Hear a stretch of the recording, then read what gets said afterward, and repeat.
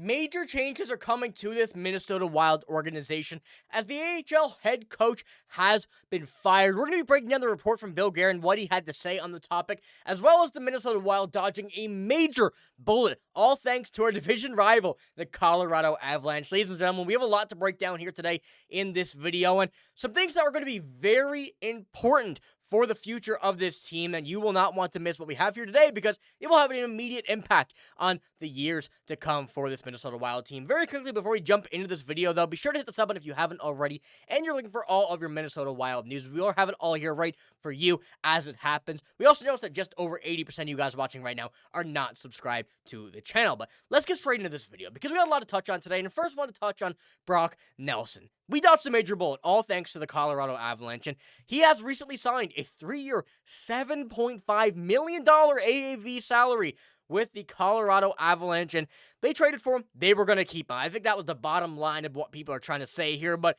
thank you, Colorado. This is way too much money for Brock Nelson, and he was one of these targets for the Minnesota Wild with the the Rossi trade rumors going around. With all of this swirling, we knew the Wild were looking for a center, and Brock Nelson was those names, was one of them.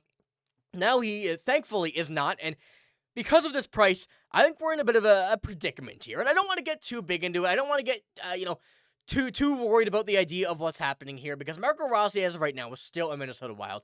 That's what you have to keep in mind, but as Rossi is, as I mentioned, and kind of what we've been talking about for what it seems like almost a month now, is likely to be traded, a guy like Brock Nelson, who was one of the top targets for the Wild, now being signed for what a contract was much, much more than we ever could have imagined, takes one of these notes off the list, one of these top targets. And I wanted to pull this one up here that we have from Puckpedia, going over the top free agents. Now, this is not exactly anybody in specific that we're looking at here, but as we go, the lowest on this is Brad Marchand, 6.125 cap hit. And of course, there are players who are still much better than some of these players here that will be getting more, but are just not on this. And I wanted to make sure you could actually read it so it wasn't all blurry and too small.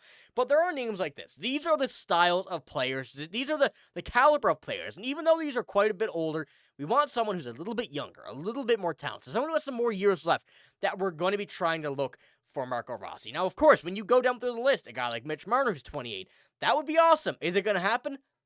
We can assume probably not. Are there any other ones on this list? Brock Besser's one that we've spoken about.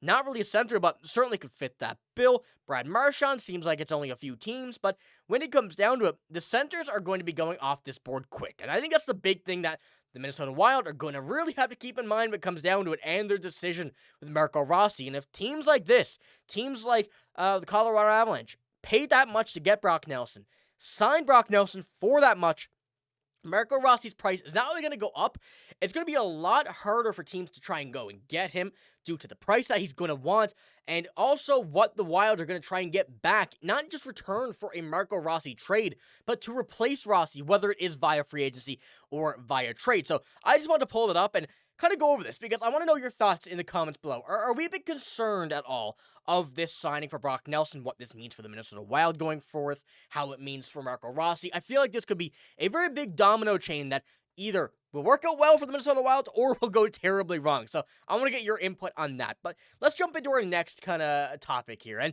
this is something that we dodged another major bullet, and ladies and gentlemen, I think it's the easiest thing to say. And we have been taken off our hands. The Vancouver Canucks have done it for us. The Iowa Wild head coach, we have finally gotten rid of him. And I want to pull up the graphic here first, going over it. Michael Russo tweeting this. Guerin said he will be involved in the search, which will be led in Iowa's GM Matt Hendricks. The organization has a short list of candidates and would be they would like to talk to. One possibility is Iowa assistant coach Ben Simon, who spent 5 seasons as the AHL Grand Rapids Griffins head coach.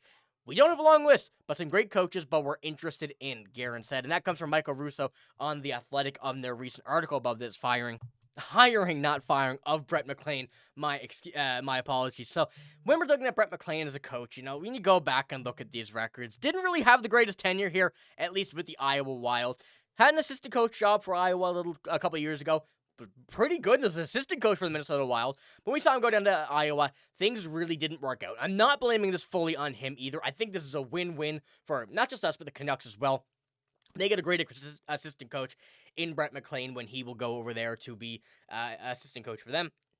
and we get a new look, at least in the AHL, with the Iowa Wild. And one thing that we've really been concerned about, we've had a video on this a couple weeks ago, kind of touching on the idea of something like this happening, and ultimately kind of came out in the right direction for us.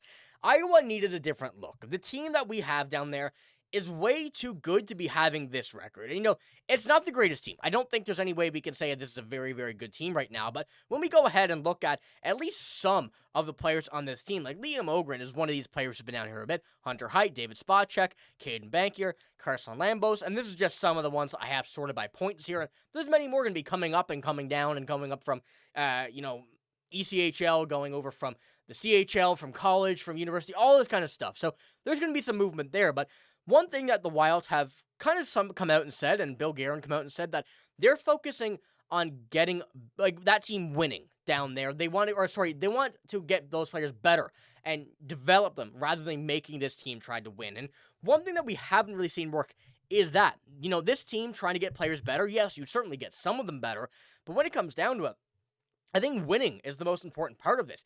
Get players to learn how to win in the AHL is a part of taking that step to the NHL.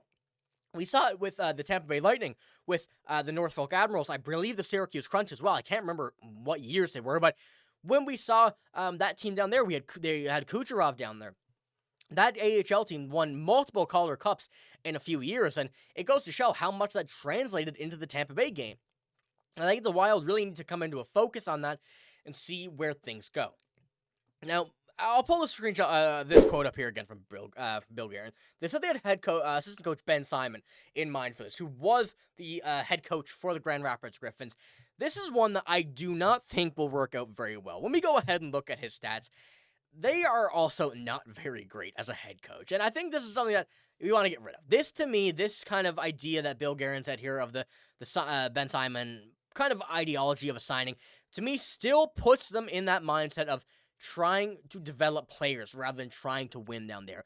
There's a big difference between coaches that are able to go out, make a player better while sacrificing the rest of the team, compared to going out, getting a team better and, not necessarily sacrificing it because those players are learning to win. And I think that's the big difference that the Iowa Wild need to make here in this instance, because when we look at the way they've played, and I'll pull up once again what we had here from Brett McLean, definitely not the idea that we want to see. 2 exact same years, 27, 37, and 8. Kind of crazy that the team is that bad both years in a row with some very talented players. So I think it, once again, just goes to show that we need to make sure that this is done right. This is done correct, and we don't jump over into something else crazy too quick. Keep it simple, make these players develop, but also learn how to win in that instance. That's how you learn how to win in the NHL as well. So let me know what you think about this. Do you think that my idea right there is crazy for the Iowa Wild? I think they need to go outside of the organization. I think they need to go explore something. There's a lot of options still left that we saw in the NHL that, may not want to come into an NHL job, may not want to come into an AHL job, but it's a start. Well, let me know what you think about that, but that is all I have in this video. Let me know, once again, what you think about all this stuff. Am I crazy for thinking that the AHL needs some change down there, or do you want to continue what we're kind of rocking with now? Let me know what you think, but that is all I have in this video. If you did enjoy it, give it a like, hit the sub button as well, but I am signing out, though. Thank you for watching. Hope you have a great day. See you later.